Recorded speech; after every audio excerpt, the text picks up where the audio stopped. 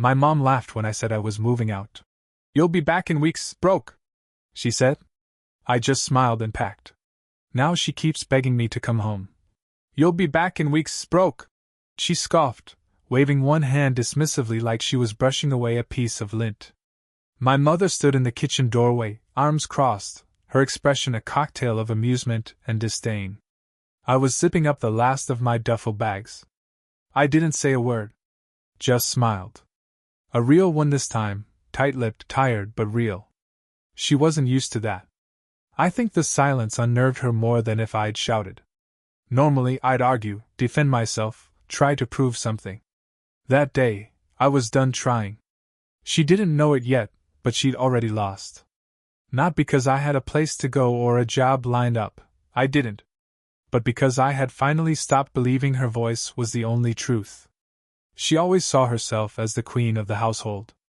And me? The court jester. Good for a laugh, never to be taken seriously.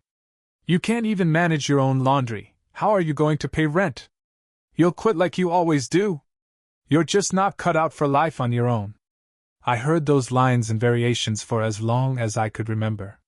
My name might be Nathan, but to her, I was always that boy, as in that boy can't do anything right. But something changed that week. Maybe it was the promotion she blocked me from celebrating, mocking it as a manager at a fast food joint, how prestigious. Or maybe it was the way she rolled her eyes when I told her I'd finally started saving. "Please," she laughed. "You'll blow it on pizza and video games like always." She didn't see me, not really. Just the version of me she had built in her head. And that version never left home. That version never grew up. So when I said I was leaving, she didn't even flinch. "Go ahead," she said without looking up from her crossword puzzle. "See how long you last." But I saw it.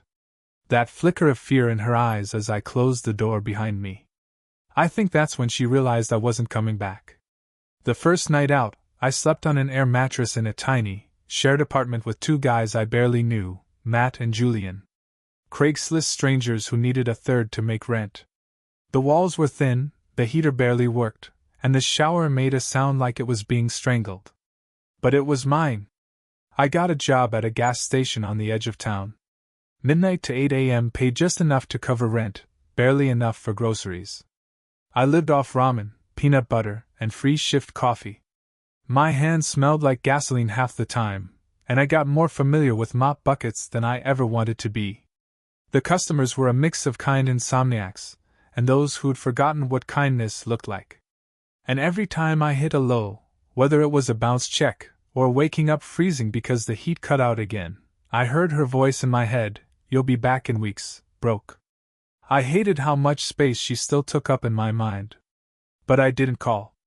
Not once. I couldn't give her the satisfaction. Instead, I learned. Slowly. How to budget. How to cook a real meal from scratch. How to fix things without panicking.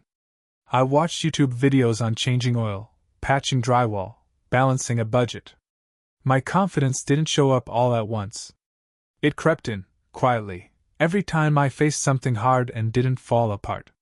Julian turned out to be handy with resumes. He helped me fix mine up, and by month 3, I had a new job, warehouse work. Still blue collar, still exhausting, but it paid better. Benefits too. For the first time, I started to imagine a life that didn't revolve around surviving. I still heard her voice sometimes, echoing in the back of my mind like a bad radio station you can't quite shut off. But it was fading. By the end of the first year, I wasn't just surviving, I was moving forward. I had my own studio apartment now. Nothing fancy. One room, creaky floorboards, a fridge that made odd noises like it was dreaming. But the key was mine. My name was on the lease. My bed, my dishes, my quiet little patch of independence. I picked up side gigs, delivering food in the evenings, odd jobs through an app on weekends. I was always tired, always hustling, but the kind of tired that came with purpose. I started a savings account and actually watched it grow, a few hundred at first, then more. And somewhere in all that movement, I found people. Real people. There was Devin, the guy at work who taught me how to weld and talked about investing while we loaded pallets. Sarah, a neighbor who ran a book club and kept slipping paperbacks under my door with sticky notes. You might like this one. Even Julian and Matt stayed in touch. We weren't roommates anymore, but they became something closer. Friends. They didn't look at me like I was broken. They didn't talk to me like I was a mistake in progress. And that was new. I didn't tell my mom much. She'd text sometimes, short things. Still alive? Hope you're eating. When are you coming home? I kept the replies polite. Short. Safe. I wasn't ready to invite her back in, not yet. Maybe not ever. Then one day, I got a voicemail. Not a text. A full minute-long message. Her voice shaky. Nathan, things aren't so good here. The furnace broke again. The house, it's falling apart. And I can't. I just thought maybe you'd stop by. Just for dinner. I listened twice. Then I deleted it. She hadn't said sorry. Just stop by. Like I was still expected to orbit her world. I made dinner that night in my quiet little studio.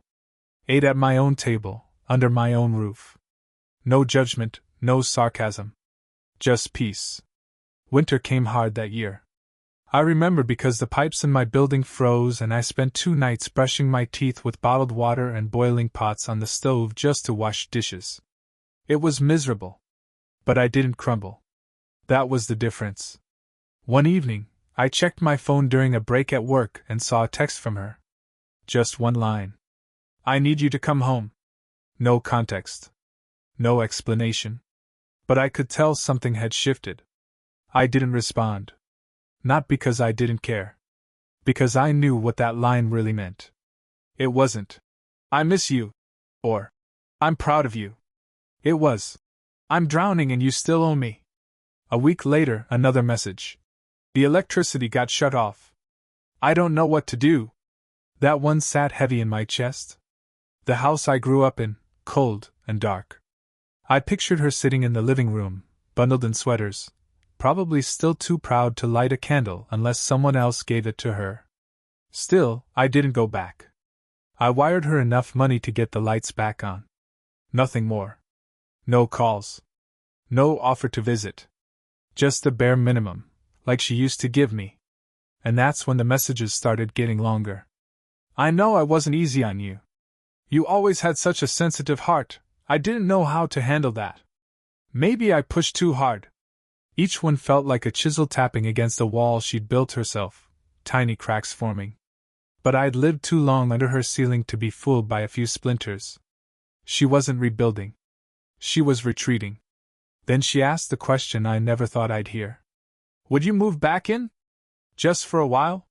Help me get back on my feet. That's when I knew. She wasn't reaching for a son. She was reaching for a lifeline. And I had finally learned how to swim without her. She called one evening while I was doing laundry. I almost didn't answer. But curiosity, maybe a hint of leftover guilt, got the better of me. Her voice was softer than I remembered. I was thinking, she said, maybe you could move back in for a little while. We'd split bills. You could have your old room. We'll work things out. I let the silence stretch. Split bills. My old room. Like nothing had changed. Like I hadn't spent years clawing my way out from under the weight of her disapproval. Like my dignity was something I'd left behind with that room, folded up between old socks and a broken dresser drawer. No, I said finally. Calm. Clear. Nathan, be reasonable. She pushed. It's your home too. No, I repeated. It was my home. Then you turned it into something else. And I'm not walking backward. She went quiet. Then, like a last-ditch Hail Mary, she said, You were always so dramatic. You think a little independence makes you better than your own family? That old tone. The one lined with venom just sweet enough to pass for concern. But I wasn't 16 anymore. I didn't flinch. I don't think I'm better, I said. I just know I'm finally enough. Then I hung up. For a long time I stood there in my small apartment, listening to the hum of the dryer. No applause. No grand epiphany. Just peace. It wasn't victory. It wasn't revenge. It was freedom. After that call, something inside me settled. Like a door had finally closed, and I didn't need to keep checking the handle to make sure it was locked. I poured myself into my routine, not as an escape, but as an investment. Early shifts at the warehouse turned into training sessions. I started learning machinery, certifications, things that made me more than just another body on the floor. Devin, my coworker, said I had a quiet hunger. I like that. I wasn't loud about wanting more. I just kept showing up, digging in, building momentum. And slowly, I started to become someone I actually liked. I remember one Saturday, I caught myself singing while doing dishes. Not because anything special had happened. Just because it was warm inside, my lights were paid for, and I had leftovers in the fridge. I stopped, stood there with soapy hands, and laughed. Not out of bitterness. But joy. Honest joy. The kind you don't expect when you've grown up being told you never feel it unless it came from someone else's approval. I made friends who saw me, not the version of me filtered through her voice, but me as I really was. Quiet, stubborn, loyal. I hosted a game night once in that tiny apartment.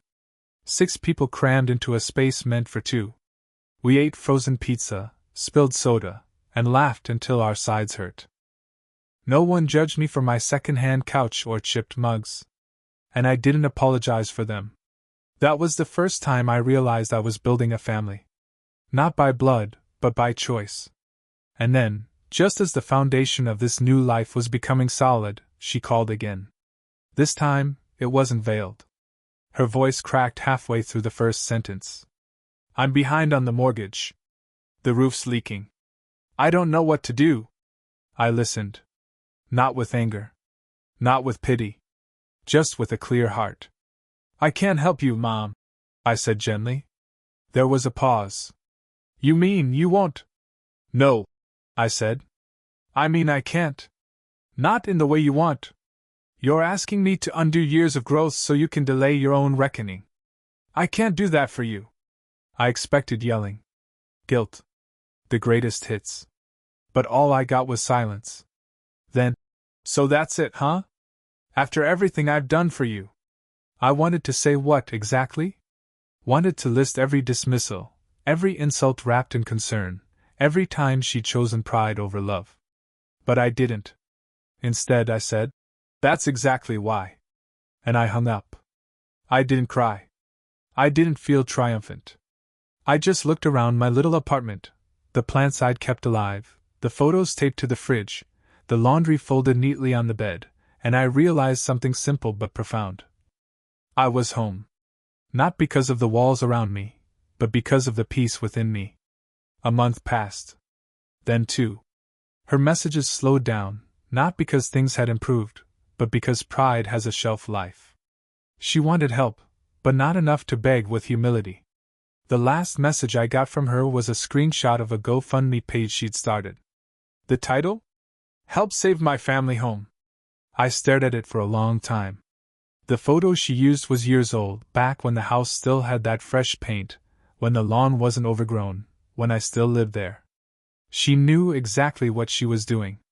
That image wasn't about the house. It was about invoking guilt. What she didn't count on was how many people had seen the cracks in her mask long before I ever left.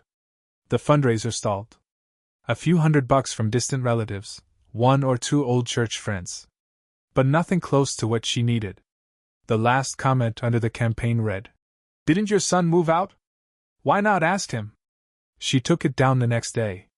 I heard from a neighbor, Mr. Ellison, who still lived 2 doors down, that the foreclosure notice went up in March. He texted me a picture of it, not knowing the full story. Just that I'd once been the quiet kid who mowed her lawn and kept to himself. I stared at that picture, faded blue siding, front steps sagging, the notice pinned like a scarlet letter, and felt nothing. No joy. No satisfaction. Just a strange hollow ache. Like watching someone dig a hole for themselves and realizing they'd been at it so long, they didn't even recognize the dirt under their nails anymore. She tried calling again in April. I didn't answer. Instead, I went for a walk. Ended up at a local cafe where the barista knew my name and my order. I sat by the window and watched the world go by, thinking about how far I'd come. Not just in miles or money, but in silence. The kind that used to scare me when I lived under her roof now felt like peace.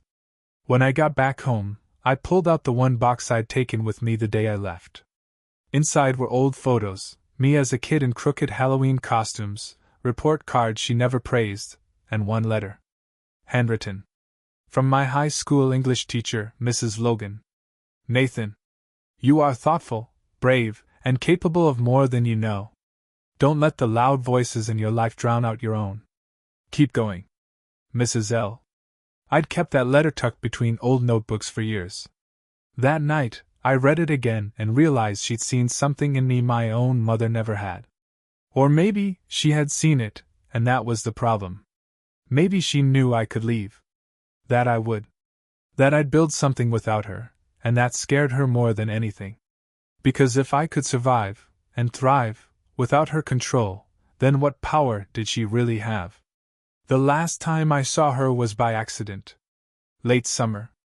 I was running errands on the other side of town, nowhere near the old neighborhood.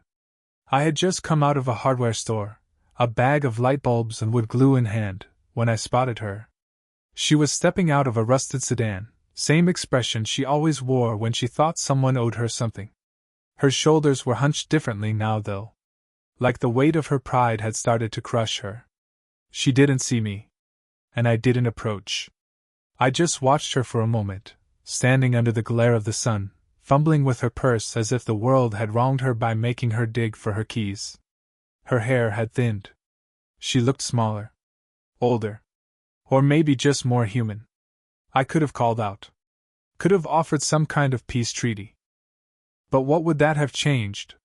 She would have tried to twist the moment into guilt, or worse, an invitation back to the throne room she thought she still ruled. So I left. That night, I cleaned my apartment. Not out of need, but ritual. I made pasta from scratch, played jazz from a Bluetooth speaker, and let the scent of garlic and tomato fill the air. The kitchen was warm and the lights glowed soft. It felt like something sacred. After dinner, I sat by the window and thought about the word forgiveness. I used to think it meant letting someone back into your life. But now I realized forgiveness doesn't always come with an invitation. Sometimes it's just accepting that they are who they are, and deciding not to carry them anymore. A few weeks later, I got a letter in the mail.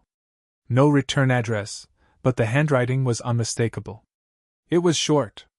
Nathan. I know I wasn't kind. I know I said things I can't take back. Maybe I never understood you, and maybe I didn't want to. But I do now. I lost everything. I hope you never do. Mom. There was no apology. Just grief. Regret written in half-finished thoughts. It used to be the kind of thing that would have sent me spiraling, digging into the cracks of the words, searching for blame, or sincerity, or permission to feel hurt. This time, I folded the letter once and put it in a drawer. Not to hide it. Just to close the chapter. I didn't write back. Not because I hated her. Because I didn't need her to understand me anymore. That was the quiet power I'd earned. Not by shouting her name from a place of revenge, but by outgrowing the story she wrote me into. And writing my own. It was almost poetic when I bought my first house. Not big, 2 bedrooms, 1 bathroom, wood floors with scuffs that told their own stories. The front door creaked like it was trying to remember how to welcome someone again. But the moment I walked through it, I knew this place wasn't just shelter. It was proof. Proof that I could make something mine. That I didn't have to inherit dysfunction to build a home. The first night, I slept on the floor with a blanket and a bottle of water, surrounded by unopened boxes and moonlight slanting through the blinds. And I cried. Not loud, not broken. Just quiet, stunned tears. Because no one could take this from me. No voice echoing from a hallway to tell me I didn't deserve it. No side comments about my laziness or my wasted potential. Just me, and 4 walls that didn't carry the weight of anyone else's expectations. I spent that first month turning the house into something alive. Painted the walls myself, shades of green and deep blue, nothing beige or safe. I hung art I found at yard sales, nailed up shelves, planted herbs in the windowsill. Every nail I hammered in the wall felt like I was anchoring myself deeper into the life I had built. I had people over, friends who made me feel like I'd been seen long before I believed I was worth seeing. We cooked, danced, spilled wine on the rug. They brought plants, stories, laughter. No one tiptoed. No one whispered. This house didn't know the sound of shame. Then, one afternoon, I found myself fixing the porch light, old fixture, brittle wires, and I heard a car pull up. I didn't recognize it at first. She stepped out slowly. My mother. She was thinner than I remembered. Not in the dramatic, cinematic way, just real. Tired. Like someone who'd been walking in circles and finally realized she didn't know the way home. We stood there for a long moment, the porch light half unscrewed in my hand, her eyes squinting against the sun. I saw the deed transfer in the local paper, she said. Of course she had. I thought maybe I could see it. I nodded once. Not yes. Not no. Just acknowledgement. She didn't ask to come inside. She just stood on the sidewalk, eyes flicking to the door, then back to me. I lost the house, she said. I know you know. I tried for a while. But I didn't have enough. Her voice cracked, not the kind of break you fake for sympathy. The real kind. The tired kind. She looked at me, and for once, there wasn't judgment or superiority. There wasn't even an ask. Just recognition. I didn't come to beg, she added. I believed her. But I also didn't offer anything. She shifted her weight. You look good. Like you're doing okay. I looked down at the paint-streaked jeans I was wearing, at the screwdriver in my hand, the new porch light still in the box. I am. She gave a small nod. Good. Then, that's all I wanted to see. She turned and got back in the car. I didn't watch her drive away. I went back to the light. Twisted wires. Reconnected them. Screwed the bulb in place. Flipped the switch. The light came on. And for the first time in my life, it didn't flicker. Some nights, I still hear her voice. Not out loud, just the echo it left behind. But it's softer now. Smaller. I don't argue with it anymore. I don't need to. Because this life, my life, is quiet, steady, and mine. I make coffee in the morning without criticism. I come home to silence, not judgment. I leave the porch light on, not for her. For me. To remind myself that I'm no longer lost in someone else's shadow. And I never will be again.